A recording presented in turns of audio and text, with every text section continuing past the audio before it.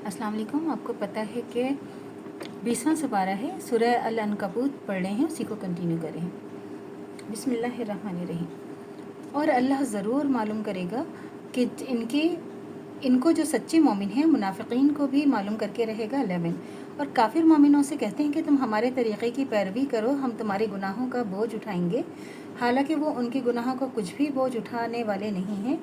कुछ शक नहीं कि ये झूठे हैं। 12 ये अपने बोझ भी उठाएंगे और अपने बोझ के साथ बोझ भी उठाएंगे, और जो झूठी बातें ये बनाते रहे हैं क़यामत के दिन इसके बारे में परस्तिश होगी। 13 और हमने नूह को उनकी कौम की तरफ भेजा तो वो उनमें 950 बरस रहे।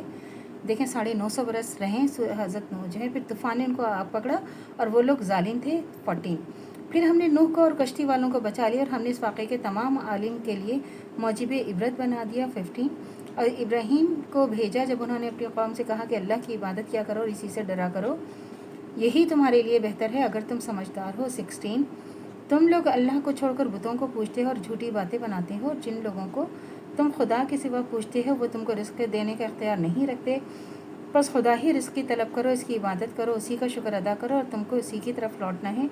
17 अगर तुम मेरी तकज़ीब करो तो तुमसे पहले भी उम्मतें अपने रसूलों को झुटला चुकी हैं। रसूलों के ज़िम्मे तो सिर्फ सुनाना और साफ़ तौर पर पहुंचा देना है। 18 क्या उन्होंने नहीं देखा कि अल्लाह किस तरह खलकत को पहली बार पैदा करता है और वही इसको दोबारा पैदा करेगा?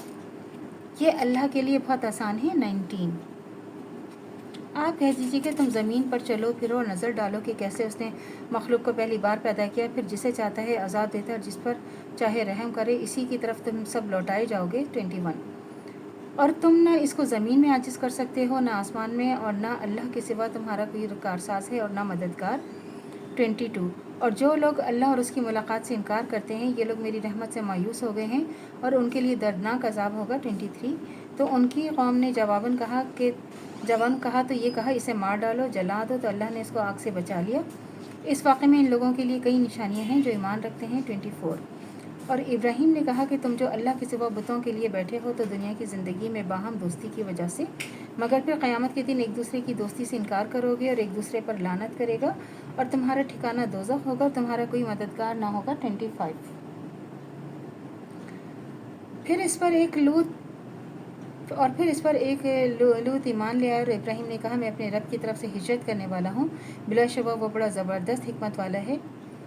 26 और हमने इब्राहीम को इसहाक दिया, याकूब दिया, और हमने उनकी औलाद में नबूवत और किताब को कायम रखा और उनको दुनिया में भी उनका सिला अता किया और आखिरत में भी, और वो नेक लोगों में शुमार होंगे। 27 और लूत को याद करो जब उन्होंने अपनी कौम से कहा कि तुम ऐसे बेहयाई के काम करते हो कि दुनिया में किसी ने भी ये काम नहीं किया है तुमसे पहले। 28 क्या तुम लज्जत के इरादे से लोंडों की तरफ माइल होते हो और राहज़नी का काम करते हो और अपनी मजलिसों में नापसंदीदा हरकत करते हो? तो कौम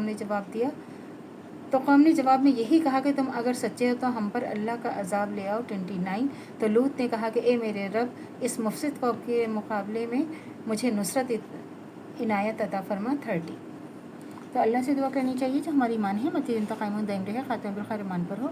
इजाज़त दीजिए। अल्लाह हाफ़िज़। मेरे चैनल को लाइक कीजिए, शेयर कीजिए, सब्सक्राइब कीजिए। शुक्रिया।